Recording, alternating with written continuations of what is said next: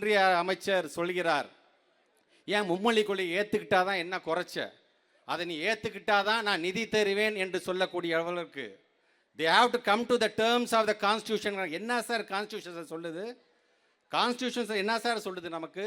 we the people of India having solemnly resolved to constitute India into a sovereign, socialist, secular, democratic and to secure to all its citizens என்று சொல்லுகிறது. அதில் நம்முடைய அண்ணல் அம்பேத்கர் அவர்களை பொறுத்த வரைக்கும் ஜஸ்டிஸாக இருந்தாலும் சரி, லிபர்ட்டியாக இருந்தாலும் சரி, ஈக்குவாலிட்டியாக இருந்தாலும் சரி, ஃபெட்டர்னிட்டியாக இருந்தாலும் சரி, இன்றைக்கு ஒரு மனிதன் தன்னுடைய வாழ்க்கையை வாழ வேண்டும் என்று வகை வகையாக இன்னைக்கு பிரித்து கொடுத்திருக்கிறார். பொழுது போகவில்லைன்னு உட்கார்ந்து எழுதின அரசியல் சாசனம் இல்லை சார் அது. பொழுது போதவில்லையே என்று மக்களை மனதில் வைத்து இதயத்தில் வைத்து ஒரு நாளைக்கு 18 மணி நேரம் இதற்காக செலவு செய்த அண்ணல் அம்பேத்கருடைய சாசனம். அந்த சாசனத்தில் எங்க சார் மும்மொழி கொள்கையை பற்றி சொல்லுது? It's a rule of law என்று சொல்லுகிறார். ரூல் எங்க சார் இருக்கு?